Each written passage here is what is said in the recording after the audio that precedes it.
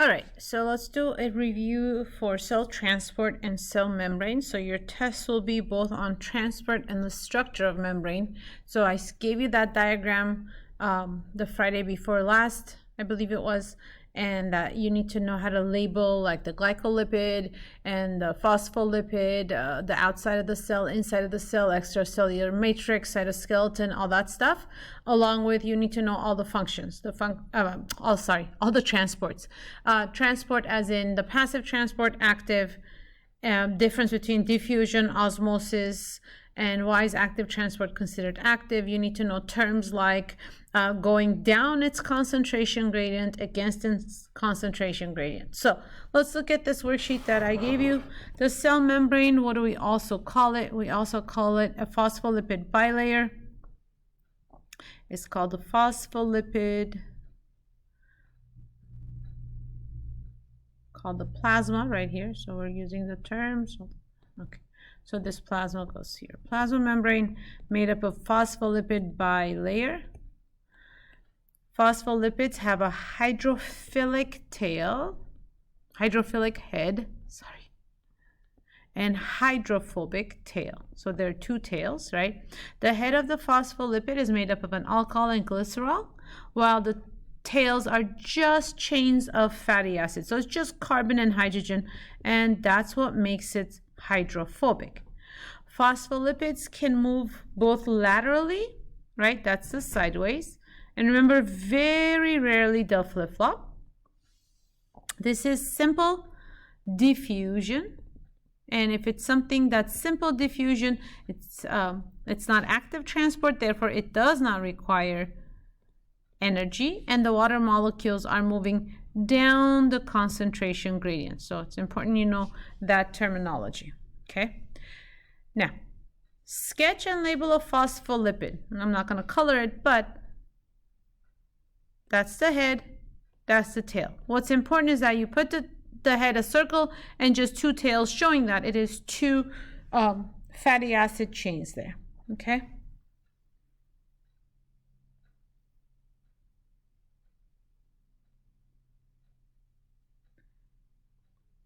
So another type of lipid in the cell membrane is cholesterol. We know that. That makes membrane fluid. Embedded in the phospholipid bilayer are cholesterol molecules and are peripheral proteins. So here is peripheral proteins. And peripheral proteins aid as in help in diffusion. Proteins called integral go all the way through the bilayer, while peripheral proteins are only on one side. Large molecules such as glucose or other carbohydrates use proteins to help move through, right? So if it's large, then it's going to use facilitated diffusion and has a channel. If it's small and it's non-polar, it's going to easily go through. If it's polar or charged, it might also need a chain, a molecule. All right. This one tells you which one is which. It tells you to color it. It's up to you if you want to color it or not, but you know that this is the phospholipid bilayer, right? So each of these is a phospholipid. B is a peripheral protein. Then we have, as you can see right here, C is glycolipid. So this is a glycolipid. Basically, this is a lipid molecule attached to a protein. Then we have glycoprotein. These are attached to the heads right here. Cholesterol is embedded within, as you can see right here. These are the molecules embedded within. And then these are phospholipid heads, which are also hydrophilic. They like to be near water.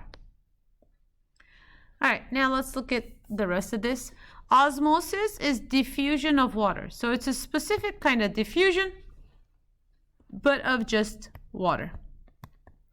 In which direction does it go? It goes down its concentration gradient. Isotonic is same concentration.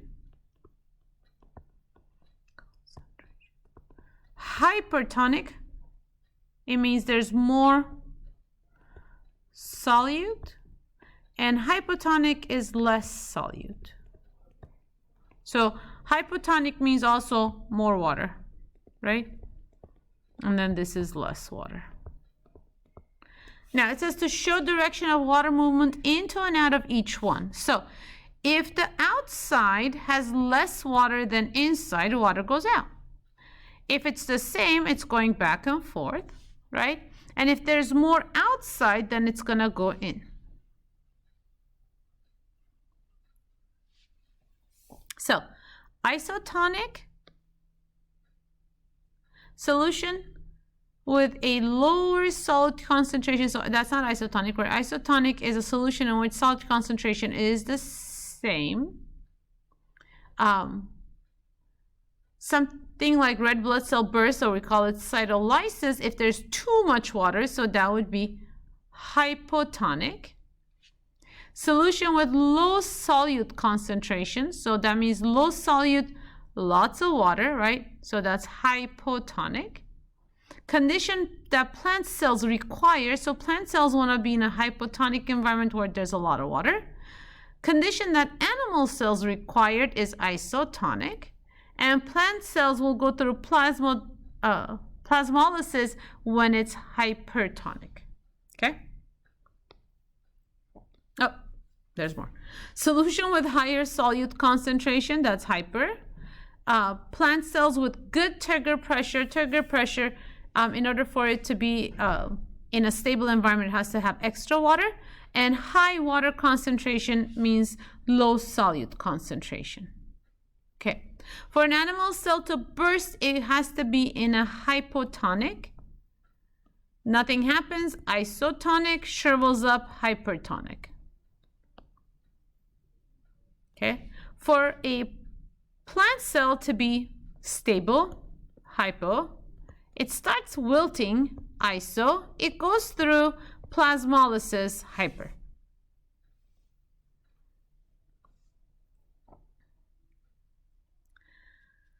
Transport that requires energy, remember that's called active transport, and the energy is in the form of ATP.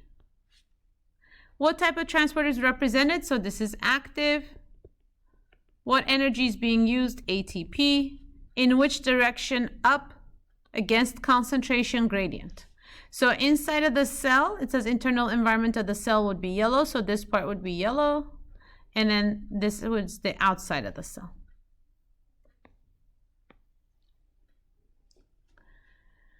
Causes a cell to swell, that's hypotonic, doesn't change the shape. Causes osmosis, all of them, and shrink is hypertonic. All right, match the term to its correct description.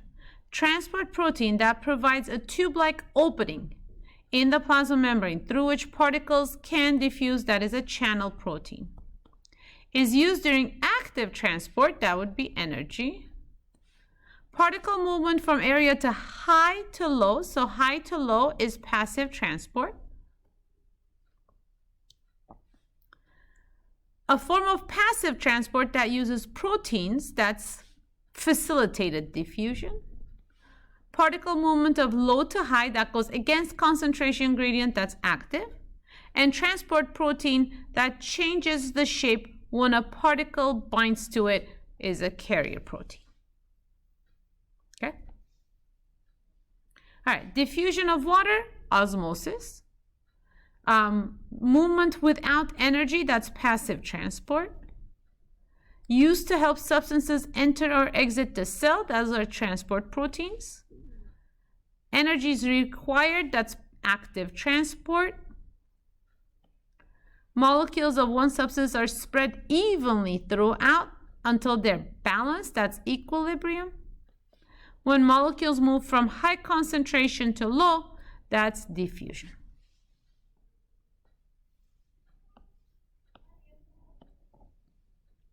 All right, osmosis we know is diffusion from high concentration to low. So in this case, where's water going? Water is going out.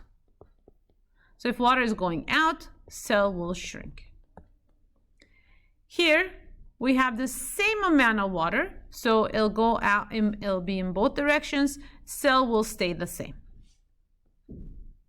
Here we have a lot more water outside than inside, so it goes into the cell, and then the cell will burst.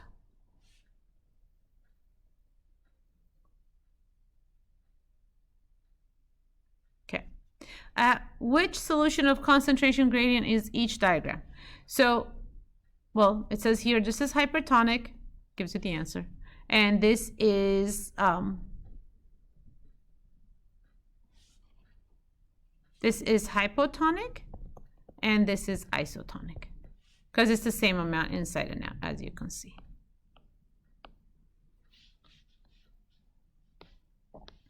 Okay, so you have membrane structure,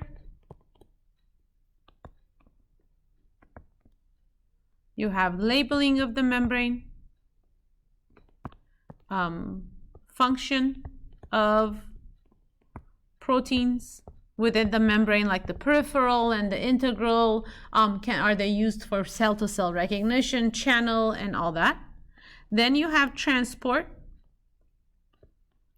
Transport comes in 3 kinds. You have diffusion, you have osmosis, and then you have active. These 2 are passive. Diffusion can also be facilitated, which is also passive. With active transport, you have regular old pumps. Then you have endocytosis and exocytosis. Okay, so those are your main things. Your test will have both multiple choice, labeling, fill in the blanks, and questions that you've seen that look something like the ones on the worksheets, combination of all of them. All right, good luck and have a wonderful day.